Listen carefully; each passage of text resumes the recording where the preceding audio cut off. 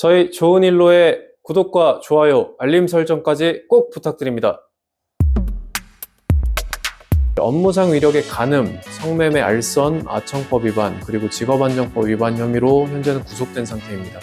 이루어지는 업무에 취업하게 할 목적으로 직업 소개, 근로자 모집 또는 근로자 공급을 한 자는 성공적인 분쟁 해결로 가는 단 하나의 길, 법무법인 일로의 문건일 대표 변호사입니다. 스터디 카페에 아르바이트생을 구한다는 가짜 구인 글을 보고 찾아온 10대 재수생을 성폭행한 30대 남성이 구속됐습니다. 스터디 카페 성폭행 사건에 대한 간단한 설명 부탁드립니다. 예, 최근에 참 안타까운 사건이었죠.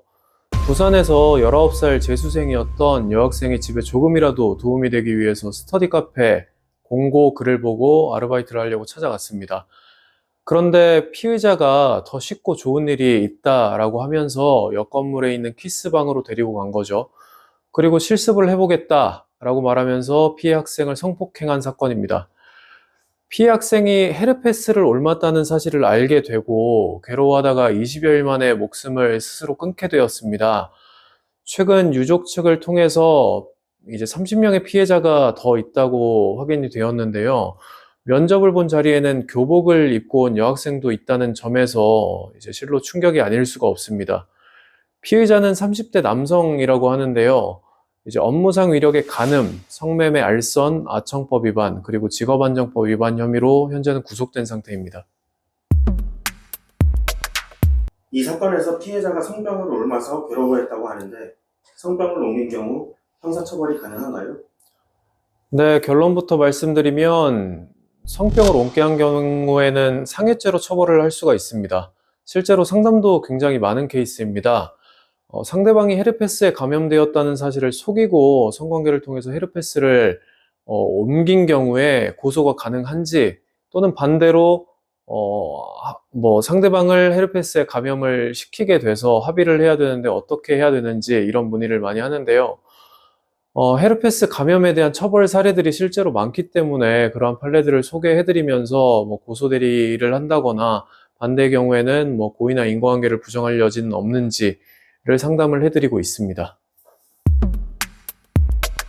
네, 이 사건의 경우에는 피의자가 피해자를 강간해서 상해를 입게 했기 때문에 이제 형법상 강간치사죄가 적용이 되고요. 그 경우에는 무기 또는 5년 이상으로 규정하고 있지만 지금 기사상으로 보니까 아청법으로 입건한 걸로 봐서는 피해를 봤을 당시에는 미성년자였던 것 같습니다. 그런 경우에는 아청법상 강간치사이 적용되어서 무기 또는 7년 이상의 형이 적용되게 됩니다.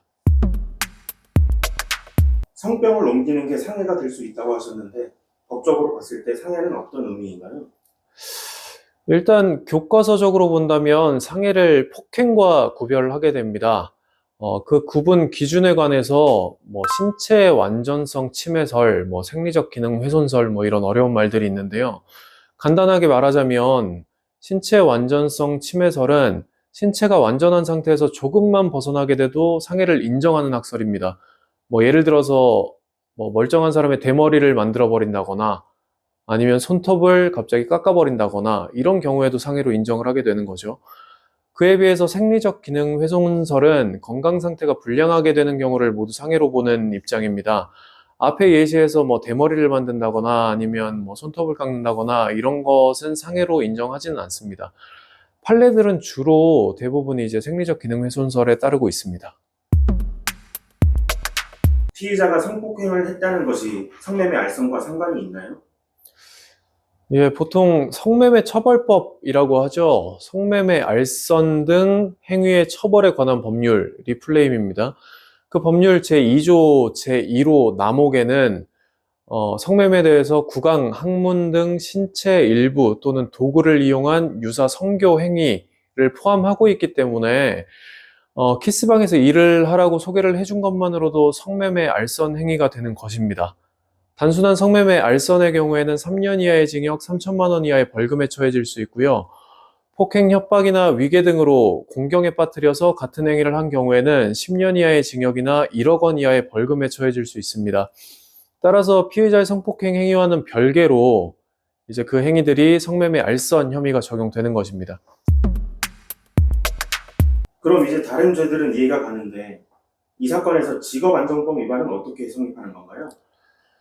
예, 직업안정법에 대해서 살펴보면, 흔한 범죄는 아니죠. 이제 직업안정법이라고 있는데 46조에 따르면 성매매 행위나 그 밖에 음란한 행위가 이루어지는 업무에 취업하게 할 목적으로 직업 소개, 근로자 모집 또는 근로자 공급을 한 자는 7년 이하의 징역 또는 7천만 원 이하의 벌금에 처하도록 규정을 하고 있습니다.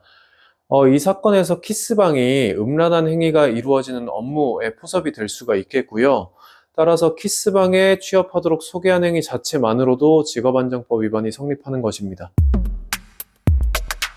피해자에 대한 혐의가 많은데 어떻게 처벌될 것으로 보시나요?